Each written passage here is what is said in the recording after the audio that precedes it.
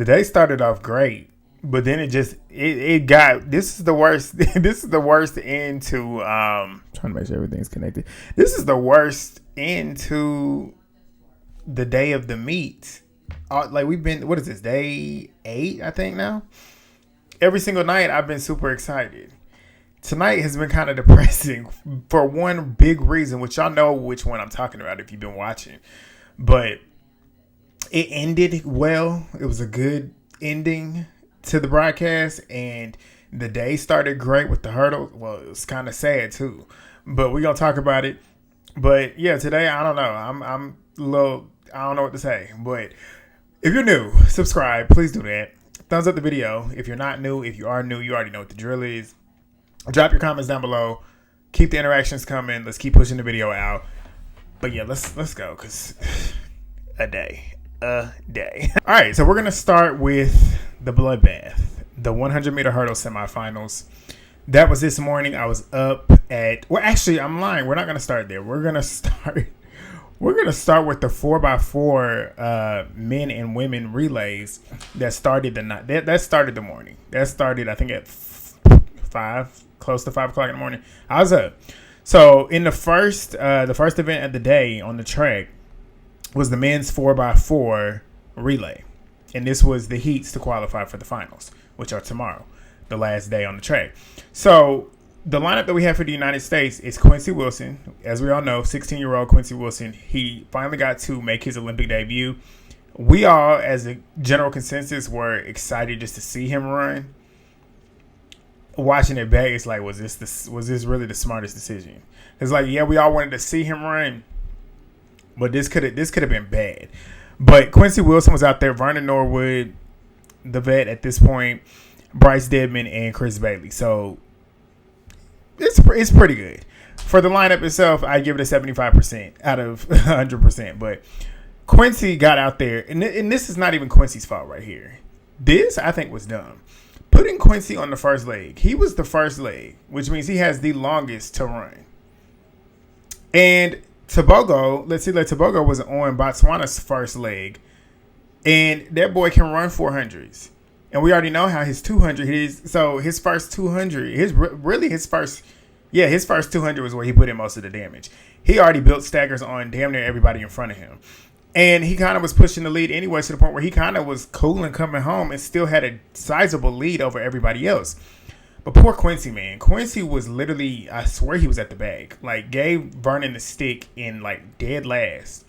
His split was 47-27. Yeah. I was so sad. I was sad. I'm happy that he got the experience and stuff. But I was like, if anything, if you want to put him on any leg, put him on second leg. Like, if anything, put him on second leg. Put him on the first leg. You're giving him too much work to do. Because if Vernon was on first leg, he could have at least given him a little bit of a head start to where he's not really having too much pressure. Yes, he wants to keep the lead. But if he gives it back, he's not going to give it back too much. Putting him on the first leg, pretty much setting it all the way back because he was struggling, trying to come home. Rough. But Vernon ended up getting us because when he got the stick, he was in dead last. Vernon ended up moving up, I swear, into like maybe fourth or fifth when he passed the baton to Bryce. Bryce booked it and got us all the way up to, I want to say, fourth or close to third. And Chris Bailey brought it home and got us one of those top 3 qualifying spots. We didn't win, but we got in the top 3. That's all you needed, is to get in the top 3 to get to the finals. But Vernon split 43-54. He was moving. Bryce Dedmon 44-20, and Chris Bailey finished off strong 44-14. So we got through to the finals, thank God. But it was scary. I was nervous. I was very, very nervous. But good for Quincy, though. He got to run his first Olympic race. If everything goes smoothly tomorrow, he will have his first Olympic medal as a 16-year-old. Fingers crossed that works, because relays, we're gonna get to it. But in the next heat, we're gonna talk about the 4x4 for the women. Did they start it? I feel like they started, if I remember correctly. They definitely started it. But we had I want to talk about Tobogo. His split was 44-40 on the first leg. Think about that, and then think about Quincy's. he was gone. 44-40. But the women that were on the 4x4 for United States was Quinera Hayes, Shamir Little, Aaliyah Butler, and Kaylin Brown. Shamir and Kaylin, we already know how they get down.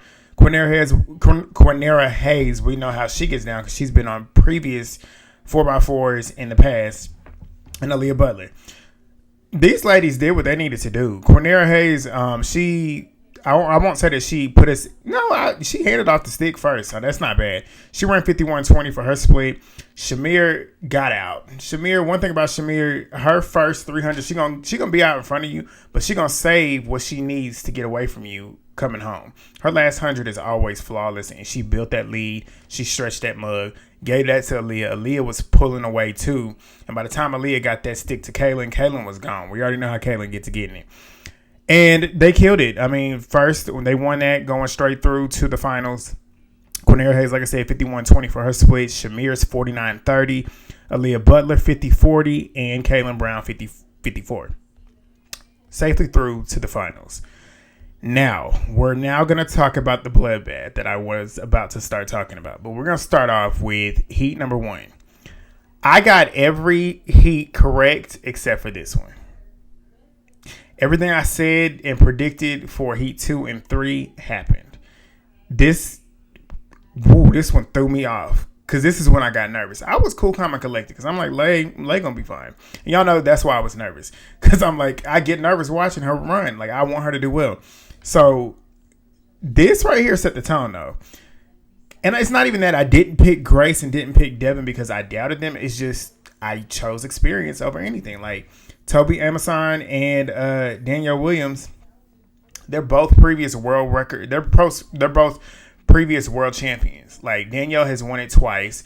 Tobi has won it in 2022, and she's a world record holder. So if I was to put them below these two, granted, Devynne Charlton just won an indoor championship, and she's a world record holder indoors. And Grace Stark, she's an NCAA champion. She's no slouch. But the difference is, Tobi and Danielle, those results with world championships were outside. So that means they can clear 10 hurdles fast. Devynne, her best part of her race is what makes her an indoor champion. Her first 6 hurdles, the first 60 meters, she's flawless. Like, she gets out on everybody, but she always gives it back the last 4 hurdles. But boy, Grace got out. I'm going to start the race too. Grace got out. She and Devynne both got out. Danielle got out as well. But I swear Tobi was last in the blocks. Like, she slept in the blocks and had so much work to do. Danielle hit hurdle 3 and 5, which threw her all the way to the back. She was essentially out of the race by hurdle 6. So I was like, damn, Danielle. But then I was looking at Tobi the whole time because Grace was gone. Grace was in that rhythm. When Grace get in that rhythm, you can't stop her. She was in the rhythm. Devynne was moving, but Tobi was picking up speed. And Pia Shashowska, she was on the other side too, picking up speed as well. So I'm like, it's only the top 2 qualifiers. And like I said, with this heat, I knew this heat was not going to be faster than heat number 3. So I'm like, Tobi, I want you to be one of those top 2 auto qualifiers. Tobi was making up ground by hurdle 8. She was with Devynne and was about to make that move and get up in that second spot. I don't know if she clipped 9 or she got too high over it, but regardless, it stopped her momentum, and you could see it stop her, which then gave Devynne more acceleration because she was still going. Devynne was in her rhythm. She was moving. Grace won that 12:39, blistering. 12:39, I think she had 0.5 win, little to nothing. Devynne Charlton, 12.50. She's through to the finals. She's always in the finals, so I'm not shocked. I'm not shocked about her being in the finals. But Tobi was third, 12:55. Her and Pia had the same time, but Tobi's, obviously, she had a better lean than Pia's. But I was like, oh, shit. Danielle's out, the world champion, the reigning world champion. And then we got the world record holder who is waiting to qualify by time. I said, oh, my goodness. But Grace Stark, I was very happy for her. That's the first American that went through. Devynne Charlton is through as well. So we moved to the next heat. The next heat was Lele. I was starting to get nervous after watching that first heat because anything can happen. It's the hurdles. Anything can happen. Like I said, on paper, I was like, she good. She good. All she got to do is run clean. But anything can happen. And Lay was looking good. Like, she was looking good. I was watching her just pretty much going through her setup. Like, she's setting up her blocks. She's walking back and forth. She looks cool, calm, and collected. I'm like, okay, good. She in a good space. I'm going to try and relax. Me and her mama be talking each other down the ledge. Like, she good. We both was nervous, though. But Lay looked good. She looked really, really good. She hopped out them blocks. This was by far her cleanest race. This is her cleanest race she's ever run. And she ran 12:34. That is her second fastest time ever. Her previous PR was 12:35. She ran this 12:34. Essentially, that would have been a new PR if she didn't PR in at trials running 12:31. But she controlled that race so clean. Speed, like, and then the thing is too, she didn't take off on hurdle 10, so that means we still know she got a lot more in the tank, which means she could run 12.2, she could run 12.1. I want Lay to run just like this in this final, because if she runs like this in this final with a little bit more, I don't want to say aggression, but just a little bit more, which I know she is. She played this smart. She set her rounds up right. She ran 12.61 in the first round. She ran 12.34 in this round. Lay loves running rounds, so she knows what to do. And a lot of people were trying to write her off because of what happened at World Championships in 2022 in the first round. But you can't define her by one race. She's proven every single time, even before that she's consistent. She finishes races. Sometimes she'll hit hurdles, but here recently, the last 3-4 months, she's not hit a hurdle. She has not hit a hurdle. So what are y'all talking about? But she slid. Lay slid. I was so happy. I was so proud. That just made me jump up and down. It made my day. But Nadine Visser, she was the one that I said would be the second auto qualifier, and she was. She wasn't too far behind Lay. She ran 12:43. She's kind of turned it on this season too. Like, she's always been good indoors. Outdoors, she kind of, I wouldn't say she wasn't always there. Sometimes she would make championship finals, but she wasn't really the favorite. She's looking good going into the finals. Like 12:43, that's not a slouch time. Like, she's doing good. She got on through to the finals with Lay. They ran into 0.4. Well, not into. They had 0.4 tailwind, pretty much nothing. Lay looking good. She's looking like the favorite going in. Love that. But now we're going to move to the heat of death. The heat of death, which had Ackera Nugent, Jasmine Camacho-Quinn, the Olympic champion, Cyrena Samba-Mayela, previous indoor world champion, and Masai Russell, the U.S. trials champion. And Cindy December as well. Let's talk about her as well. Let me make sure this shit is off because I ain't trying to get no call. But, yeah. I was nervous. Because I'm like, what is about to happen? Because any one of those four could win this race. And they started off, and Cyrena really got out. Cyrena got out better than everybody, but her and Jasmine were really together, leading all the way to about hurdle 4. Jasmine then started to pull away. Cyrena was like in a comfortable second coming into hurdle maybe 8. And she ended up clipping 10 as Ackera and Masai, they stand with Jasmine. Well, Masai was it was like Jasmine was first coming into like 7. Ackera kind of grabbed second coming into 8. And Cyrena was following the 3rd. Masai was in 4th. When Cyrena clipped, Masai ended up jumping forward.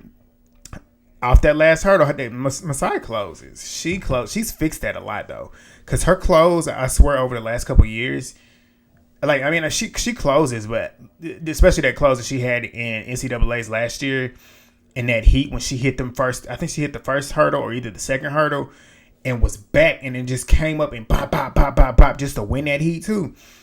That's when she did it. Because, like, when she ran at 2022 World Championship trials, she got out in the semifinals. She didn't really have too much foot speed, but she fixed that really, really quick.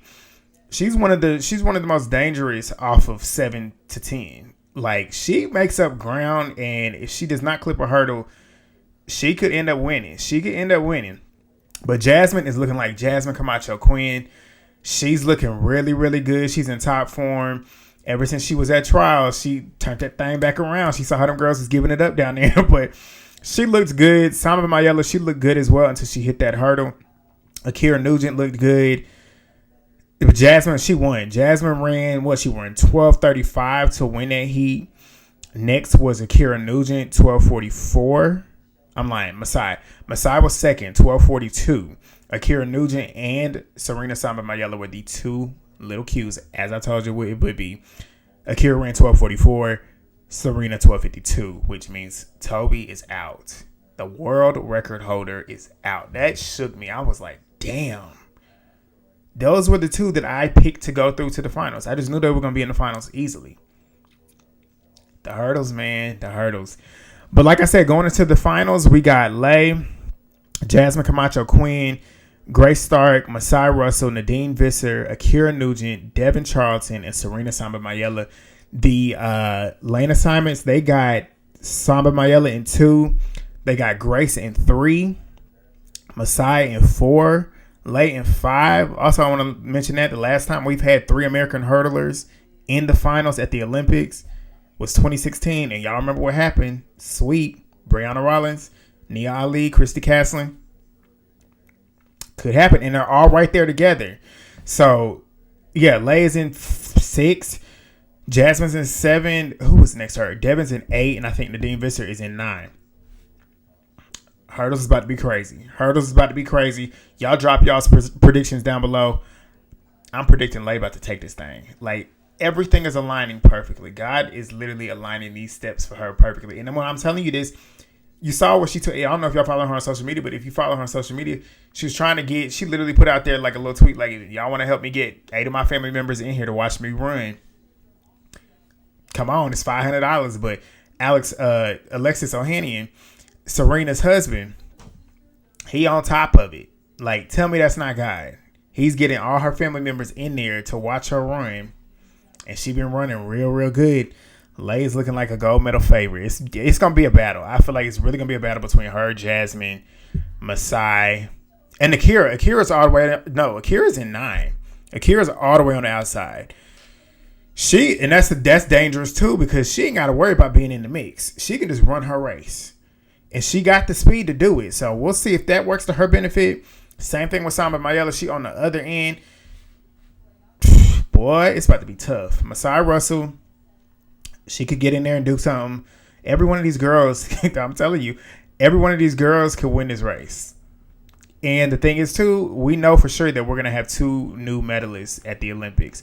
Jasmine is the only one in this final that has a medal at the Olympic level. So it's gonna be good. It's going to be good. But let's keep it moving. All right, let's move to these 4x1s.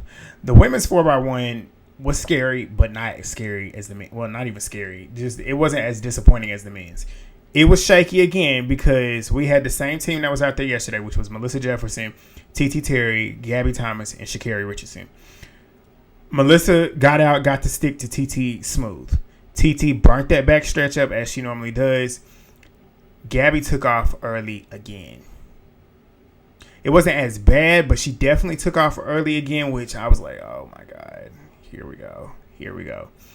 She burnt that turn and got that stick to Sha'Carri. And you couldn't really see it from the angle that they were showing it on NBC, but when they showed it in slow-mo, you could see Sha'Carri pulling her arm out. And Gabby, you as the person coming in with the stick, you're supposed to watch where her arm is. And y'all practice where her arm should go. So essentially, you should know where it's at.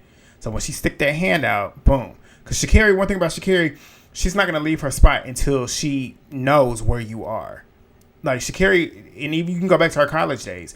Watching her that 1 year at LSU, she ain't never had no issues getting the stick and taking the shit home.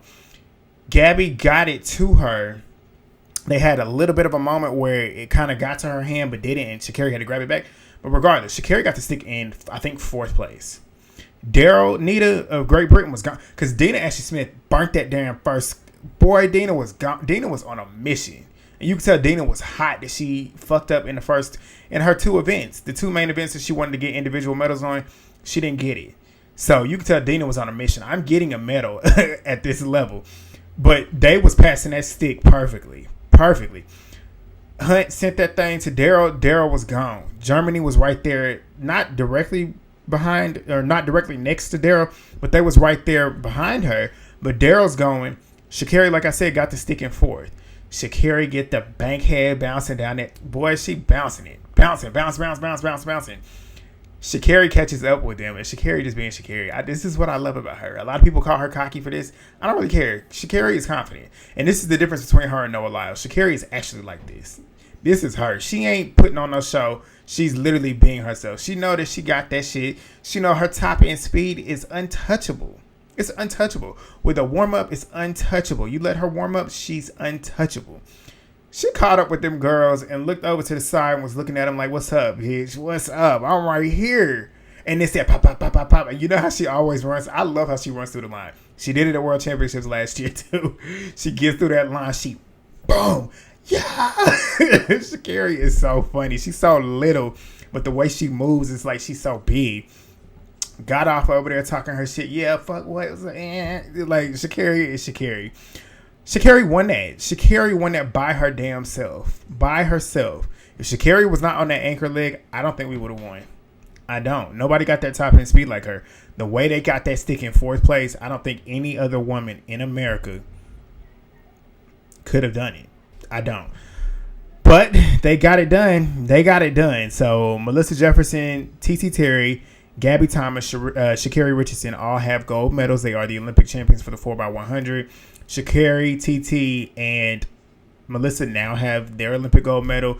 Gabby now has 2. So good for them. Good for them. Now we move to the most. I'm sure y'all all feel the same way I do, unless you're not from America. But we got the men out there. The men on the legs, we got Christian Coleman on first leg, thank God. Second leg, we got Kenny Bedanarek. Third leg, we got Kyree King. I was so happy. I'm like, Kyree, yes, I want him to run because Kyree is solidifying himself to me as the best turn runner for the United States right now. World relays, he ran the hell out of his leg. Yesterday, he ran the hell out of his leg. And today, he ran the hell out of his leg. And his passes are so seamless. He does not, he gets the stick super clean. He passes the stick super clean. But he was on third leg, and Fred Kerley, the best shot that we had, because we know Noah Lyles has COVID. Take that what you will with that. But he has COVID, so obviously he was going to be the anchor. But since he has COVID, he is no longer running for the rest of the Olympics. Fred Kerley was the best option to put on that leg, if not Courtney Lindsay. But if you're really going to put somebody that you know for sure has the speed to get home and can take the stick home, Fred, it makes the most sense. So we get to going. Christian Coleman got the fuck out, as we know he would. Christian is he's A1 on that first leg. He's the best starter, in my opinion, the best male starter in the 100 we got out here. Easily. So he built a nice lead because he was building up the stagger on, I think this is the South African team in front of him. Built it. Kenny pulled a Gabby, but even worse, Kenny was running like he ran down there like I would be running for some chicken. Like, he was taking off so quick before he even got the stick, and then had to come back, and he stopped. He literally stopped because Christian was literally running, leaning like this to get it to him. He stopped, which that right there, we knew we lost, because you now stopped your own momentum. You now have to build that back up just randomly. Everybody else is moving, so you got to catch up. So I'm like, fuck. But he gets to stick to Kyree, which was a seamless pass. Kyree burnt that thing up. He got us back into contention. We weren't anywhere near where we needed to be and where we probably would have been. But Kyree did his job. And that's why I'm sad, because he could have gotten the medal. But he passed that thing off seamlessly to Fred. And Fred was booking it. And even Fred can't even do it because Andre de Grasse was gone. And I'm so happy for him, though. I'm so happy for Andre, because one thing about it, like I said, Andre going to find a way to at least get a medal at a championship. And you see what happens. You can't doubt that man. You cannot doubt that man. Canada has won gold. Now they won bronze last Olympics. They were the world champions in 2022 when they beat us at world championships. Shout out to Andre. Shout out to Canada. Aaron Brown was on there. Aaron Brown got him a gold medal as well. But we got disqualified too. USA got disqualified. I'm pretty sure it's probably because they handed the stick off outside of the zone. But I don't want to put all the blame on Kenny, though. This is my thing. Because, yes, he's partly to blame, but it's really the coaches. Like Mike Marsh, the fuck are you doing? This is 5 consecutive Olympics where we have not gotten a medal. This is back-to-back Olympics where stuff like this has happened, and it's just like Carl Lewis, like you heard Lewis Johnson say, and if you don't follow Carl Lewis on Twitter, go to Twitter. He going off. Talking about the system with USATF, like we all know USATF is probably the worst organization when it comes to track and field in any continent. Because I'm pretty sure out there in Europe, they don't treat their athletes like this. We don't practice enough here when it comes to relays. Handing off the sticks. You saw when they was doing the little what they was doing and posting on social media about the little water bottle shit, throwing it up against the wall. What the fuck is that doing? What is that doing? But it was just stupid, in my opinion. You should have just ran you should have literally just ran the same heat and the same team that you ran yesterday. That's it. Keep Christian on 1, keep Fred on 2, keep Kyree on 3, and let Courtney take it home. They won, and it was the fastest time going into here. So I'm like, it was just a missed opportunity. USATF always, like Carl Lewis said, he does not feel that they have the athlete's best interests at heart. They're not trying to help the athletes out, and I fully agree with that. Like, look at Lele. How is she going into the finals as the fastest woman in the hurdles at the games? The fastest one to put down the fastest time at the games. And she is the only woman that's toting that line that has no sponsorship. There should be no athlete that is on any national team going to a global championship with no sponsor. It makes absolutely no sense.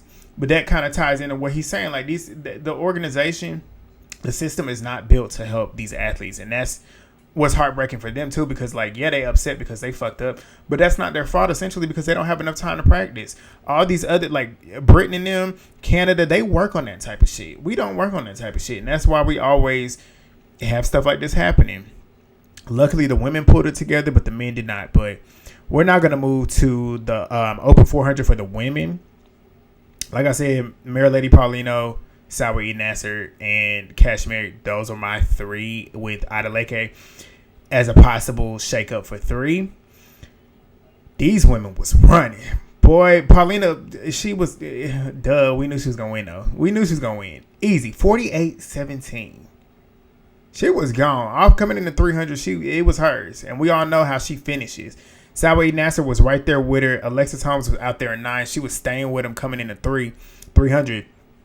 But she had to get home. But as she was getting home, Paulino was stretching out. Sawa Nasser was right there behind her. Rashida was right there in 3rd. I was like, push. But Natalia Kashmir, she comes through, finishes strong as she does. Every single woman in this final ran under 50 seconds, sub 50. That is insane. That is amazing. Let's read off those times. Like that's crazy. Do you understand how amazing that is? And that's super impressive. And I love the track. That's good to know about the track, because we should see some fast times for the hurdles. But the times, like I said, Paulino, her time was 48-17 to win gold. Sawa Nasser was silver, 48-53. She set a season's best. Natalia Kashmir, 48-98 to get bronze. Rashida Adeleke, 49-28. Amber Anning, 49-29. She set a national record. Alexis Holmes, PB'd, 49-77. You can't be mad at that. You didn't win, but you PB'd. Sade Williams, 49-83. And Henriette Yeager, 49-96. These women ran down. Shout out to Paulino. Shout out to Sawa Nasser. Shout out to Natalia Kashmir. Shout out to all the women, though. They ran sub-50 in a final blitzing. That made Paulino 6th fastest in world history. The first woman in the Dominican Republic to ever win an Olympic gold. Shout out to her. History making. We're now going to move to the final event, which I wish they would have put this earlier. But then again, you got to show the distance events. You got to show the heptathletes, all that too, which I liked watching too. But I was just soaking. Like the whole hour that we had in between the 400 and the 400 hurdles, I was just like, I cannot believe what just happened on the 4x1 for the men. But and did I tell the splits? I don't think I told the splits for Sha'Carri and them. 11:46 for Melissa, 9:98 for TeeTee, 10:25 for Gabby, 10:09 for Sha'Carri. But let's move to the 400 hurdles. This was the matchup we've been waiting to see. We've been waiting to see Rai versus Karsten versus Alison Dos Santos, but really we were wanting to see if Rai was going to be able to get Karsten finally, because we all know how bad and how hard he took losing to him at the last Olympics, coming so close. The world record was broke. Rai ran his race. I said, Rai, all you got to do is run your race. Just run your race. Karsten, eventually, you're going to be able to get him. And when it comes to technique and form, Rai is without a doubt the most talented in this field. Karsten's got the speed. He's not as controlled and he's not as precise with his hurdling. But that boy is fast. He's fast. They call him the Viking for a reason. Like, he is insane. But Rai got foot speed too. So, and he's clean. He's figured out his race. That's just what it is. He's figured out his race. He knows to run his race. He ain't scared of him, and he figured it out. And Rai ended up winning. He won that gold smooth. He was a good 5 meters ahead of him. 56:47 was his time to win gold. Let me get the times to be exact. His time to win gold was, just give me 1 second, because Rai was moving. Rai was moving. But Rai had ran, his official time was 46:46 to win gold. He won gold. Love that. Karsten Warholm, silver, 47:04. Alison Dos Santos, bronze, 47:25. So the big three ended up the big three. Tomorrow, I'm excited. I'm excited about tomorrow. I feel like tomorrow will go a lot better. The 100 hurdles is going to be a show. The 4x4s for the women and the men, that's going to cap off the rest of the night. What else do we have? 800 final for the men. I think that's it. Steeplechase. Not steeplechase. We got some other distance event. I can't remember which one it is. But yeah, I'm going to be there. We done. We done after tomorrow. So please thumbs up the video if you gotten this far. Drop your comments down below. Please do that if you do watch the video. Just drop a comment. Let me know what you're thinking. But I will see y'all tomorrow. Peace.